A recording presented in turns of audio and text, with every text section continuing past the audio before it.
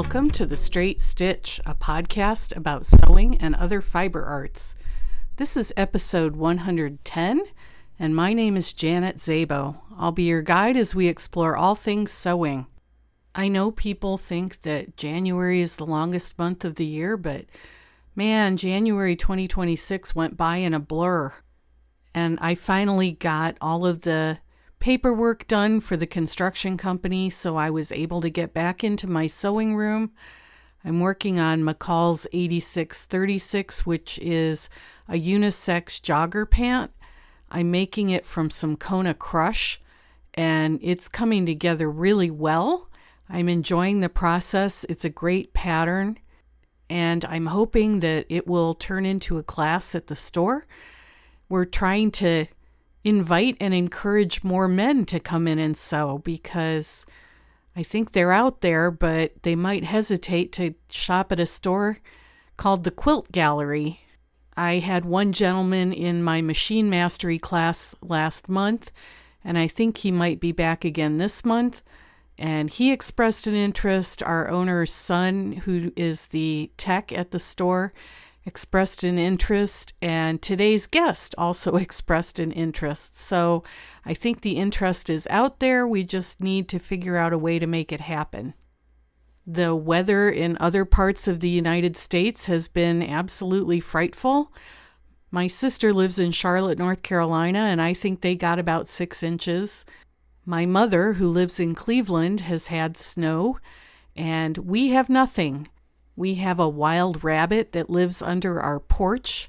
It's been there for a couple of years, and in the fall we watch it turn white, and in the spring we watch it turn brown, and I saw it the other morning. It's pure white, and we have no snow.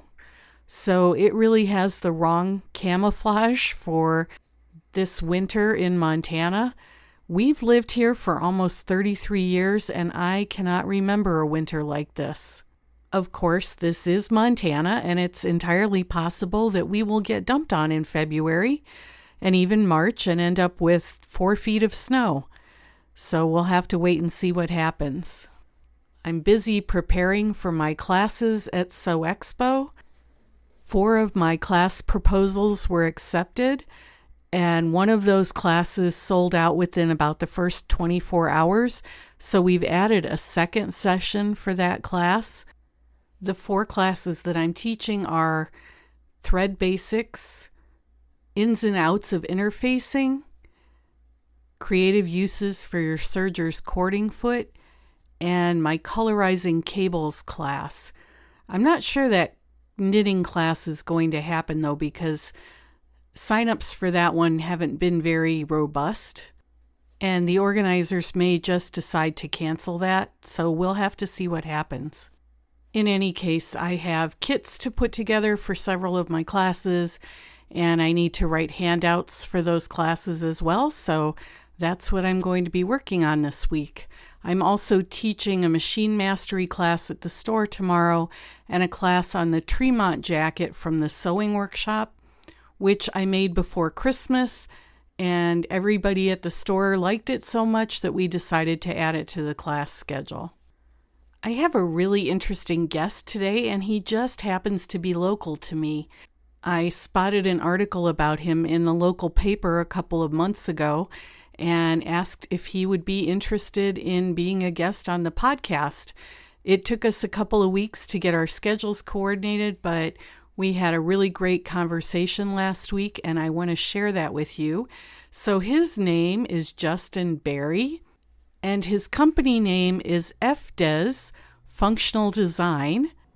And Justin specializes in making items from what would otherwise be textile waste that would end up in the landfill. He is also very involved with a new makerspace that has opened up here called the Making Place, and we're going to talk about all of that in today's interview. So without further ado, here's my conversation with Justin. Justin, welcome to the podcast.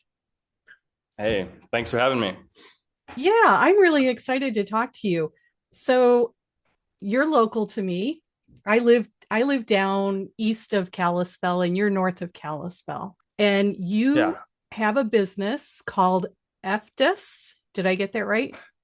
It's pronounced Fdes, but yeah, Fdes. Okay. And it Fdes, stands and it for stands. functional design. And you are reusing textile waste and repurposing it into usable items. Yeah, totally. The kind of the mission of Fdes is to find local textile waste and then use it to make new things, and kind of trying to, I don't know, figure out a different way of making things instead of buying fresh materials, new like virgin fabrics and stuff, and instead kind of looking and seeing what's out there already to use as materials to start making. I always start by asking people how they learned to sew. Who taught you? Well, my mom taught me originally. She taught me in high school.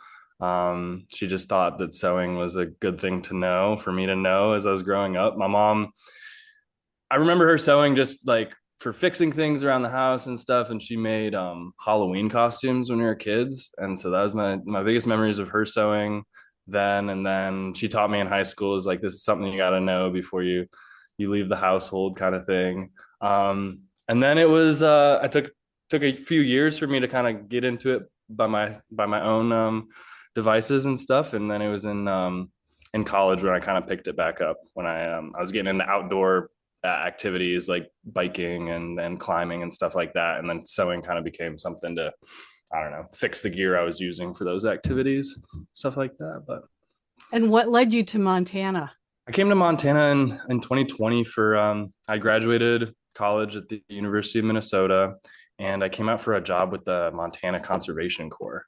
So I wanted to come out for a summer of trail work. It was based out of Kalispell, but it was kind of a hitch based schedule where you're like camping out in the different national forests, working on projects for just like over a week at a time. And yeah, that's how I came out to the area. And it was kind of something that I wanted to, I don't know, give back to conservation a little bit after college before like getting into a career, kind of like a little bit of a break, and move out west and stuff. And I was into those kind of outdoor recreational activities. So that's what brought me out here. And I didn't think I would stay as long as I have now. It's like it's going on 6 years, but it's a good place to be. And I've liked the path that I've found here.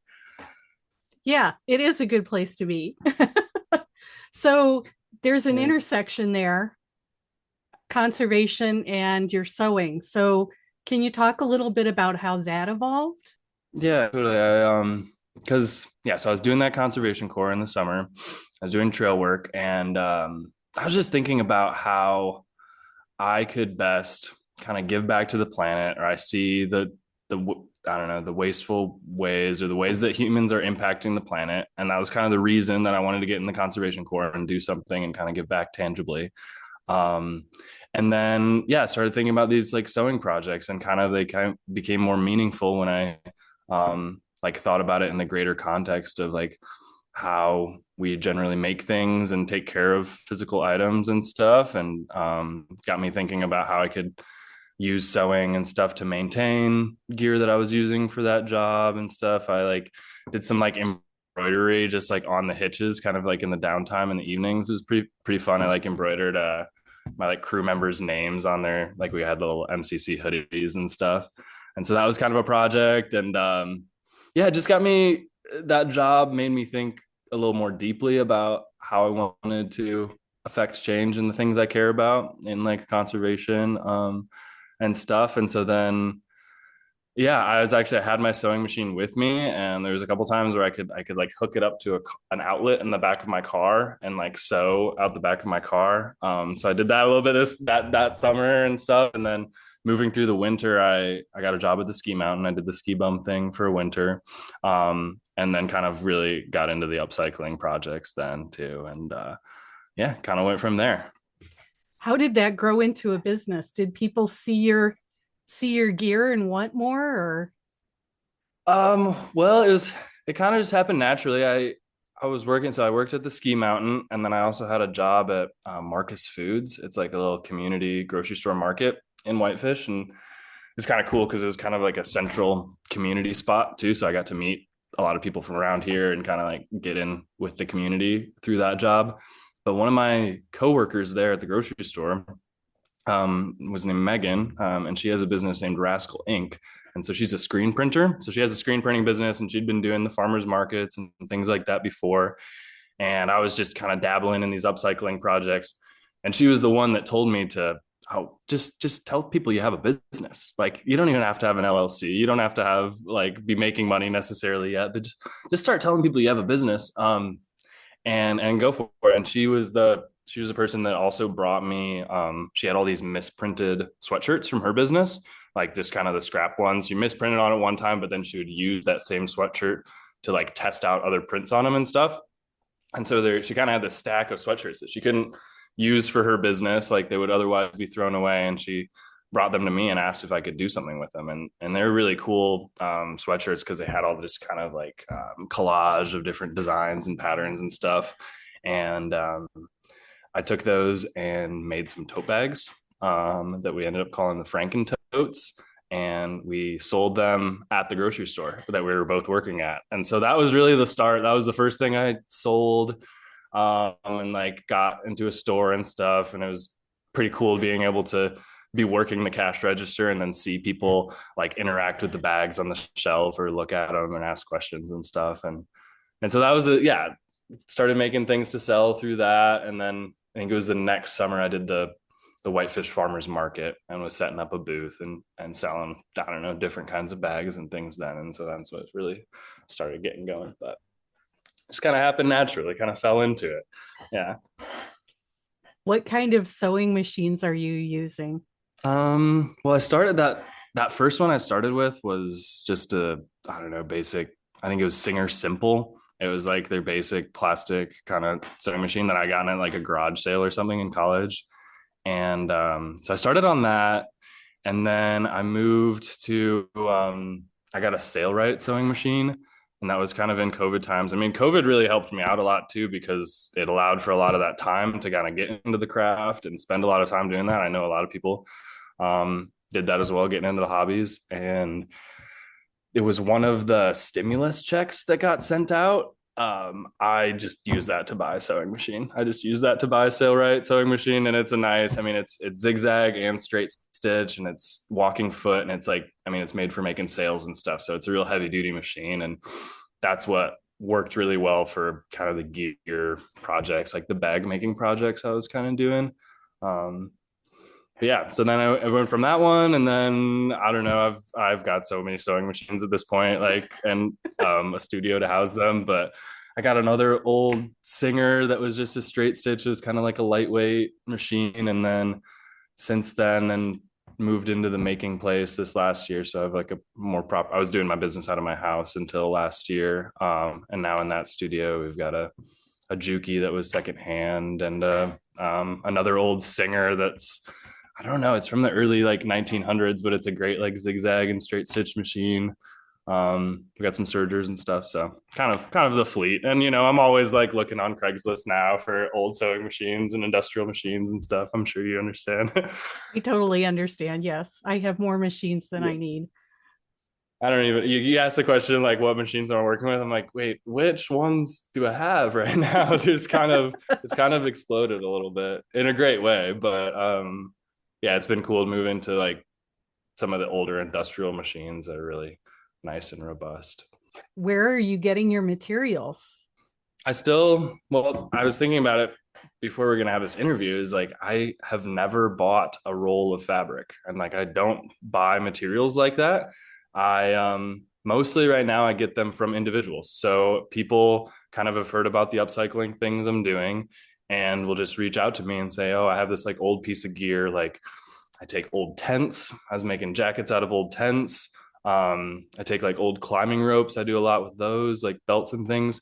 But really it's a lot of individual donations of old outdoor gear is where I start getting a lot of the materials and stuff. And I kind of have it built up to a point now where I've got a shelf in my basement that's got all these things that have been donated to me, and it's kind of overflowing and crazy. But then in my studio, I kind of have it organized, and I've got buckets of buckles and snaps and zippers and stuff like that, because I don't know, that I've torn out of those pieces of gear and kind of seam ripped and stuff. And then besides the individual donations of people's old outdoor gear, I also get a good amount of like offcuts from other manufacturers. Like there was a custom furniture store in Kalispell that was giving me their upholstery offcuts, and there's a bag maker in Kalispell that was also giving me his offcuts. And those are just they're awkward kind of size pieces a lot of times, but sometimes there's bigger pieces, and a lot of the things I've made and bags I've made is just kind of quilting those smaller pieces together to make a panel. But I have everything I some get, I try and get it for free. I try and not like get any virgin materials. Sometimes it happens like with thread or just random things, but mostly donations. Yeah. I have some Cordura and some wax canvas that you might be Sounds able to great. use. Yeah. Yeah. Let me know. I'm open for those kinds of things. Yeah. Well, It's like, it's one of the things, so I think a lot of people in my listening audience wonder about, and I wonder about it too. I mean, I've got 3 bags of leftover materials, and I teach locally exactly. and I teach garment classes, so I have to make shop Mhm. samples, and you know, Totally. they're not all going into my wardrobe, Yeah. and I just have so much waste and trying to keep it Totally. out of the landfill and figure out what to do with it. So, and I know I'm not the only one. Exactly. No, it's everybody has those boxes and those bins, and I think it's something that I want to help the industry figure out is like what do we do with those offcuts? Where can we send them? I mean, some things I was saving everything for a while, even my tiniest little offcuts and stuff, and then using that as like I made like a couch cushion or like different cushions and using that as like a fill, like a stuffing fill. And it works okay to a certain extent, but I think there is, yeah, this bigger question of like, what do we do with this waste that we inevitably produce when we're making garments or whatever? I mean, even when I'm cutting pattern pieces out of an offcut, I still have even smaller offcuts there too. So, um, yeah, I think it's just like kind of recognizing that there is value in those materials and trying to figure out ways to keep them living, keep them going. You make, I think you're making wallets out of ski skins. Yeah, that's something I've been doing as I've been going pretty good for the last couple of years. Or yeah, so it's people's old skins, and it's kind of like the climbing ropes. They have a lifetime to them. You know, the glue on the bottom wears out after so many years, and you can re-glue them and stuff, but then the hairs wear down. But yeah, that's been a fun. I make these little. It's a little wallet where you pull the cord and it kind of pops your cards up. It's kind of a simple little design, but fun. And I love taking them to the markets and having people like guess, oh, do you know where this has come from? And some people will be like, oh my god, it's skins, you know. And that's just kind of a great moment where it kind of like makes people realize that oh wow, you could take this old thing and make something new out of it. Oh, that's what that's made from. So Okay, yeah, it's we been a probably ought to define what ski skins are because I have listeners yeah. that live in Florida. Totally. Well, skiing skins are for going uphill in the wintertime. So they're kind of these best way to describe it is they're kind of stickers that go on the bottom of your skins, and they have little hairs pointing all in the same direction on the bottom of the skins. And I mean, the hairs are only like a couple millimeters long each, but they're all pointing in the same direction. So when you go uphill, the the little hairs all catch in one direction and allow you to kind of go uphill. So it's yeah, it's part of the ski gear. It's like a lot of people use those around here for walking uphill in the wintertime. And then when you get to the top of the hill or whatever, you can just take them, you can peel them off your skis and go downhill and sliding and stuff. But um, yeah, it's just one of those pieces of outdoor gear that people are using every winter. You have also been giving back by doing classes at the local library. Yeah, I did. When did I start doing those? It was a few years ago now, but yeah, the Imagine If libraries reached out about doing. Well, the first class we did was kind of I don't know, there's different stations about repairing stuff. So there's a station about putting patches on clothes, and then there's a station about like hand sewing, and a station about screen printing as well, where we're screen printing on like secondhand clothes to kind of give them a new design. But yeah, there was the first workshop we did, and then we did a few more, and um, yeah, I really like doing the workshops because it's kind of another way of getting people to, if the whole goal here is to reduce textile waste, then I can only do so much myself. So getting other people those skills so they know how to, fix their things when they break a little bit so they don't throw them away. Or, the screen printing is cool because there's a lot of shirts out there that are just blank shirts that they just need a new design on them, and then they will feel like a new shirt again. And so, yeah, the workshops have been really cool to kind of like get people thinking about how they can, I don't know, get more involved themselves. And I see this kind of whole movement of people getting excited about DIY, like visible mending and repair and things. It's getting more popular right now, and so I really want to, I don't know, help keep that going and keep people involved in the process too. It's one thing when things are made overseas and you buy it in a store, and you really kind of lose that human connection. But like, I try and remind people that like every piece of clothing or every piece of like sewn textile that we use and own was like touched by somebody at some point in the process multiple times. I mean, there's no totally automatic sewing machines out there that will do every part of the process for you. So it's cool to get people re-engaged with like how things are made, and get them back involved in it. And gear is so expensive that you don't want to throw something away just because the zipper broke. Totally. That's like I do a little bit of repair work kind of when it comes my way, but I have a really good friend and colleague here in Whitefish named Marika, and she has a business called Super Bloom Gear Repair. She maybe would be another person to talk to too. She's a seamstress, and she's been, I don't know, she probably had her business for 5 years or so, but she's got her own space in Whitefish now. But she does zipper repairs on ski jackets like all winter long, because it's one of those things. Yeah, it's like it's a $500 jacket, and the zipper goes out, and so it makes sense to repair those things, and it keeps you really busy in a ski town like this. Um, but she does great work.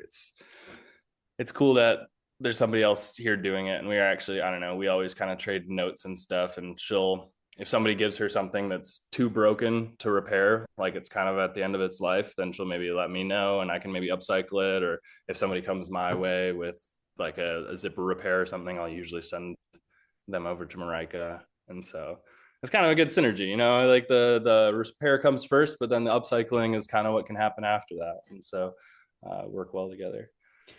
Where do you get the ideas for your designs? Do they come from the item, or do they come from your brain, or do they a combination of all of the above? Well, yeah, it's a combination. I mean, I think it really starts with what materials I have, and kind of like, because I'm trying to, I mean, I have this overflowing shelf in my basement that I mentioned with all this donated gear. It kind of starts by looking at that and seeing like, okay, what do I have a lot of? Like, what's the next kind of for the next project? Like recently I was making these jackets out of tents because people had donated me a lot of tents. Like some of the pop-up market tents, and some are the backpacking, like kind of camping tents. But there's a lot of fabric there, and so this jacket was a good project for that because uses a lot of fabric, one, and then two, is kind of just made sense for that kind of material. I mean, I like look at the material, I'm like, okay, well, the tent material, it's lightweight, it's water resistant, okay, like what could it be used for at that point? So like tent or a jacket makes sense for that kind of material. Or like the skins is like, well, it's really durable. It has a good hand feel because all those little hairs on the skins is like kind of like a tactile sort of thing. And so that made sense for the wallet. So it kind of starts with the material, and then I'm trying to really make something in the end that's functional for people to use, that like works well in their lives and stuff. And then a lot of the things I make are kind of like revolve around outdoor gear and stuff. So I still make a lot of bike bags and backpacks, and wallets are kind of associated with that too. But yeah, I just want to make things that function well for people, and use those materials that would otherwise be thrown away. Can we talk a little bit about the makerspace? Yeah, Because you're totally. pretty involved in So that. yeah, right now I'm currently the president of the board of directors. We have like 6 or 7 people on our board right now, and it's a working board, so we don't have any paid staff yet. And yeah, the organization is called the Making Place, and it's a 501c3 nonprofit, and we founded in October of 2024, and it was kind of just a grassroots thing. I was interested in getting my sewing business out of my house, and that's where I kind of started getting involved. And I talked to other friends who have creative businesses, and there's kind of like this mutual need for a shared studio space that people were talking about. Because I was doing the local farmers markets and stuff, just kind of talking to creatives and like, okay, we need a studio space. Also, from working at the Marcus Foods at the grocery store in town, people were kind of just the general community was saying like, we need a place that's like a community place that's not a bar, because there's not too many places in the valley, or especially in Whitefish here, maybe like that you can just go and hang out on an evening, that's not a bar in town. So kind of like this need for like a community space was kind of another thing. I had this my personal dream was like, oh, it'd be really cool in the future to have a storefront where in the back you have your sewing machines and you're making the stuff, like kind of a space that's also like retail and the workshop. And so I was kind of thinking about all these things and hearing people talk about these similar ideas. And so I got with a couple friends and we put out a survey.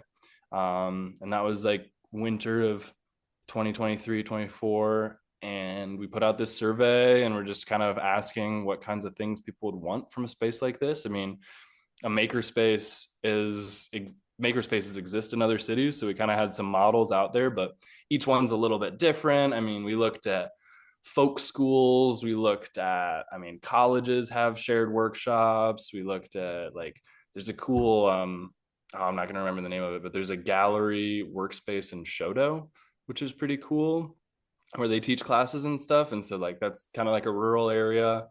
So we kind of like looked at different examples and just asked the community through the survey, like what kinds of things do you want to see? What kinds of crafts, like woodworking or sewing or printmaking? And then what kinds of, do you guys want an event space? Do you want workshops and classes? Do you want like a communal workspace? And so that's kind of really where it started. And one of the questions on that survey was do you want to be involved? Do you want to get involved to make this happen, kind of? And so from that email list, we had our first organizational meeting and just kind of kept meeting monthly after that, and did a year of pop-up events. We popped up at the farmers market, or we did a repair event at the brewery, and different pop-up events like that. We did a crit night where people could like once a month bring whatever craft they're working on and get constructive feedback from other people. So we kind of spent a year doing pop-ups and testing out some of the ideas. And then it was about a year ago now, in last January 25, that we Uptown Hearth reached out to us, which is a cafe in Columbia Falls. And they have a co-working space on their second floor of their building. And then on the third floor, they're trying to rent out. And they approached us and was like, we love what you guys are doing. We love the arts and community. Like, we'd love to have that in our building. And yeah, we started renting from them later that June and got in there. And so we've been open since June. So just 7 months now. And it's been really great. I mean, one, for me, it was a dream come true to get my workspace out of my house and into more of a professional space. I mean, it's above a great coffee shop and it's downtown Columbia Falls, and it's a better workspace for me, but then also is accomplishing this other goal of just getting this community space and getting the Making Place out there for everybody to use. And so it's still a really new thing. I give tours every week, but we just need to let people know that there's a space to craft in Columbia Falls and a space to gather. And it's a membership based thing right now, and we have studios that three of us rent out.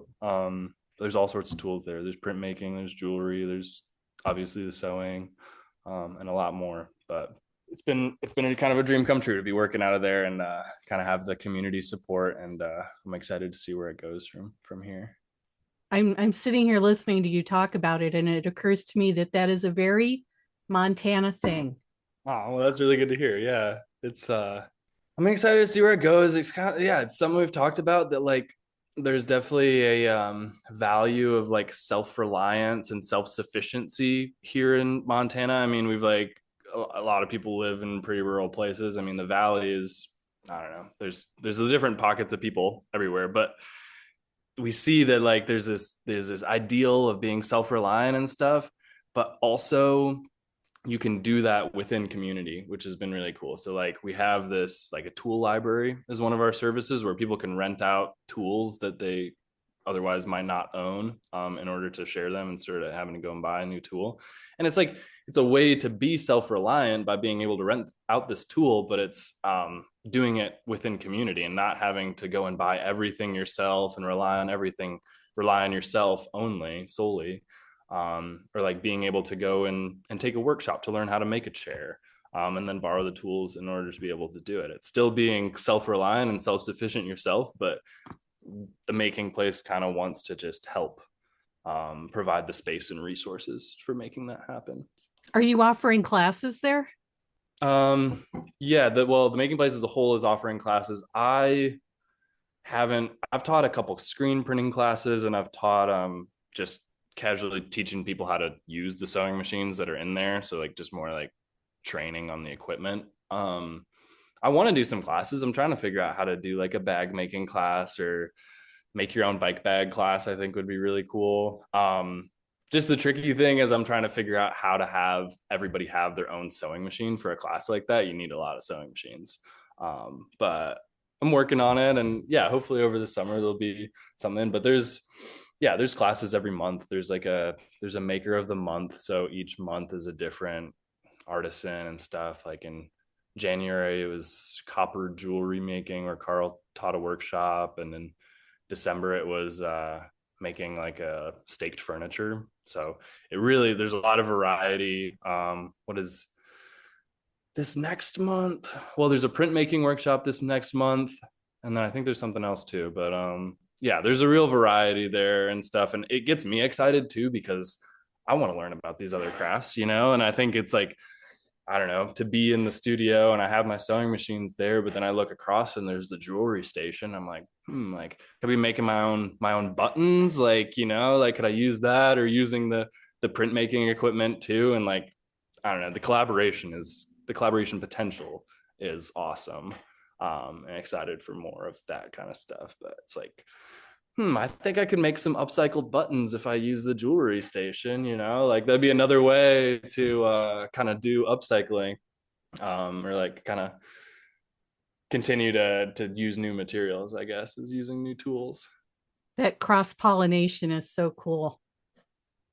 Exactly. I mean, it's just fun hanging out there with somebody else too. It used to be me in my house just sewing by myself all day, waiting for my roommates to get home so I could show them what I made. And yeah, it's much better being in the studio working around other creative people and stuff. And yeah, it's just more fun making stuff when you're around other people. I know some people like to just have their own space when they're in their creative flow and stuff, but it really helps me to be around other people for sure. Can you give us your website address so that if people want to check you out? Yeah. My website is fdesfunctionaldesign.com. So it's just FDES functionaldesign.com.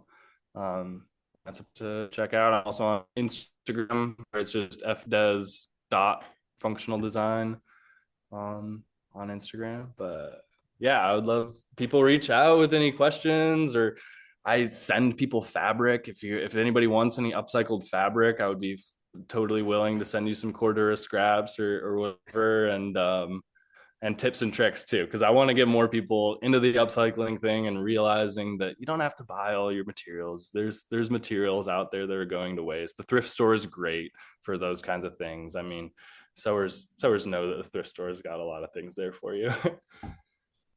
Is there Yeah. anything I haven't asked you that you want to talk about? I don't think so. No, I didn't really have a list, but it feels like we went from the early stages to the now. And yeah, thanks for having me on, and thanks for having letting me share a little bit about my story Well, I today. appreciate it. There are so many creative people out there doing so many creative and interesting things, and I really enjoyed my conversation with Justin. I will put links to everything we talked about in the podcast on the show notes page. I would encourage you to check out making spaces in your local area to see what's available, or maybe consider starting one if there isn't one. As always, if you'd like to provide feedback, I welcome it. I welcome ideas. I've got a nice long list of podcast topics, thanks to many of you. Email is the best way to contact me. You can email me at janet@janetzabo.com.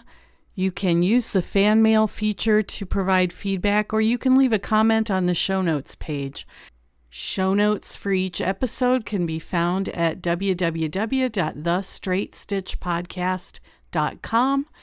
My website is www.janetzabo.com with links to my Big Sky Knitting Designs website as well as to my blog. And that is where I tend to post the most about what I'm sewing, with pictures and commentary, and also sometimes a bit of commentary on life here in Montana. Those of you with too much snow, feel free to send it my way. And until next time, I hope you have a great week and that you get to go sew something.